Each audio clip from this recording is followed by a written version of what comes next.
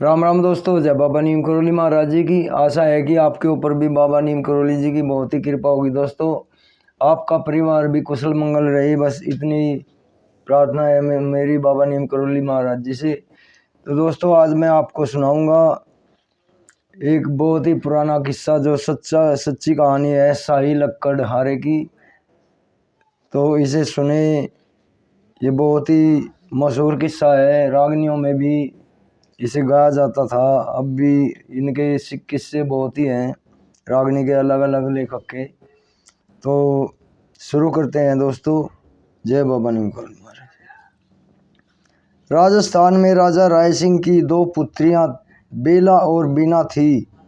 राजा ने अपने बगीचे के बाहर बोर्ड पर लिखवा दिया था कि जीवन में जो बेफिक्र होता है वह खुशनसीब होता है। लेकिन जब बीना ने बोर्ड पर पढ़ा तो बीना ने उसके नीचे लिख दिया कि बेफिक्री से तो पशु भी पेट भर लेते हैं, लेकिन वे खुशनसीबी प्राप्त क्यों नहीं करते। नीचे ये भी लिख दिया कि शुभ कर्मों से ही खुशनसीबी मिलती है। अगले दिन जब राजा ने बोर्ड पढ़ा तो राजा ने पूछा कि ये किसने लिखा है। तो राजा की पुत्री बीना ने अपने पिता से कहा कि इसे मैंने लिखा है। लेकिन राजा ने अपनी पुत्री से कहा कि जो मैंने लिखा है ये ही सही है। लेकिन बीना अपने लिखे हुए को सही बताती है और इस बात से खपा होकर राजा राय सिंह ने अपनी पुत्री से कहा कि मैं तुम्हारी खुशनसीबी देखना चाहता हूँ। और यही नहीं, खपा होकर राजा ने अपनी बेटी बीना का विवाह एक कंगाल लक्कड़हारे से करवा दिया। बदकिस्मती से वह लक्कड़हारा भी राजा जोधानाथ का पुत्र था, क्योंकि राजा ने अपनी पत्नी रूपाणी को एक शर्त के अनुसार आश्रम में रहते हुए एक पुत्र को जन्म दिया था, जिसका नाम शाही लक्कड़हारा रखा गया। जब शाही लक्कड़हारा 6 वर्ष का हुआ तो उसकी माता रानी रूपाणी की भी मृत्यु हो गई। बाद में जब शाही लक्कड़हारा बड़ा हुआ तो वह राजस्थान के माधवपुर में लकड़ी बेचकर गुजारा करने लगा। बाद में राजा राय सिंह ने अपनी पुत्री बीना की शादी इसी शाही लक्कड़हारे के साथ कर दी। बीना के पास एक सोने का कंगन था, जिसे उसने अपने पति को दे दिया और कहा कि इसे बेचकर घर का सामान खरीद लाओ।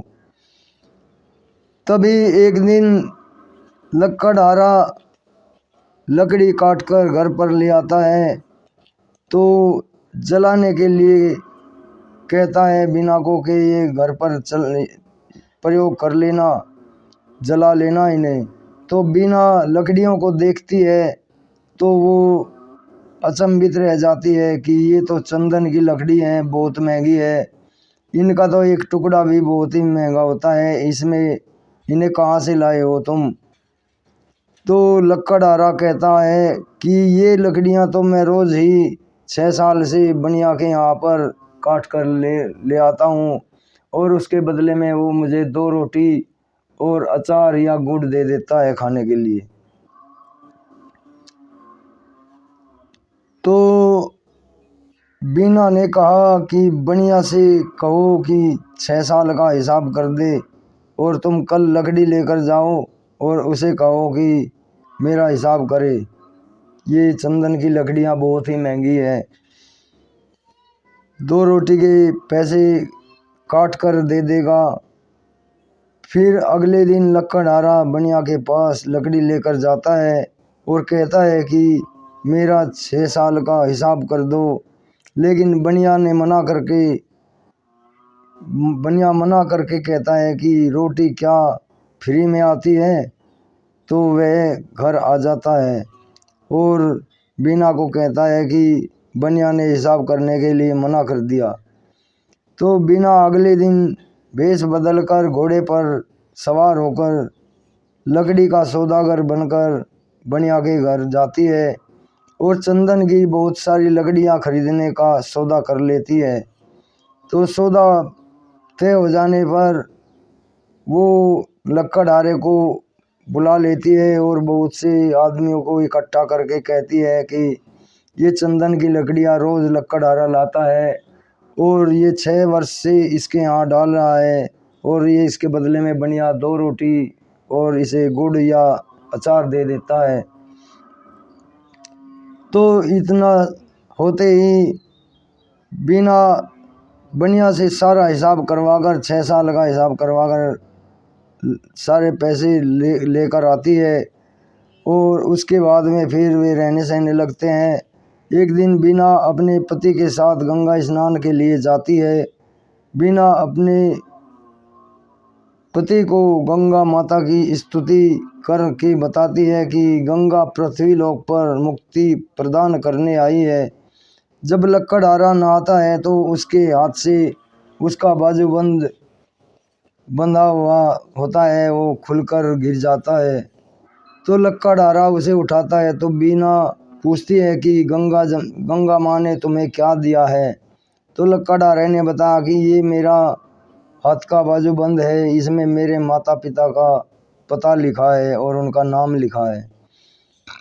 बीना ने उसे खोलकर पढ़ा तो उसमें लिखा था कि साई लकड़हारा जोधपुर के राजा जोधानाथ का पुत्र था। साई लकड़हारा किश्ती लेने के लिए चला जाता है। तभी डाकू जालिम सिंह और विजय सिंह साई लकड़हारे को पकड़ लेते हैं और गंगा किनारे बीना को लकड़हारे के इंतजार में शाम हो जाती है। तभी राजा जोधानाथ घोड़े पर सवार होकर वहां पहुंचते हैं। इसी बीच डाकू जालिम सिंह और विजय सिंह बीना को भी अगवा करने के लिए जबरदस्ती करने लगते हैं। राजा जोधानाथ ने बीना को डाकुओं से छुड़ा लिया और अपने साथ जोधपुर महल में ले गई और बीना को अपनी पुत्री स्वीकार कर लिया। और राजा जोधानाथ ने घोषणा की कि जो भी व्यक्ति साई लकड़हारे की जीवनी बताएगा राजा उसके साथ अपनी पुत्री की शादी करेगा और आधे राज्य का उत्तराधिकारी बना देगा। तभी साई लकड़हारा राजा को अपनी पूरी जीवनी बताता है। तो राजा जोधानाथ को पता चलता है कि साई लकड़हारा उसका पुत्र है और बीना उसकी पुत्र वधू है। साई लकड़हारा परिवार सहित महल में आ जाता है और वहाँ का राजा बन जाता है। तो दोस्तों ये कहानी आपको कैसे लगी साई लकड़हारे की मुझे बताएं और चैनल को सब्सक्राइब अवश्य कर लें अगर आपने नहीं किया है तो, और आगे भी इसे शेयर करें दोस्तों। बहुत ही मशहूर किस्सा है। तो अभी विदा लेता हूँ। जय राम जी की, जय हनुमान जी की, जय बाबा नीम करोली महाराज जी की।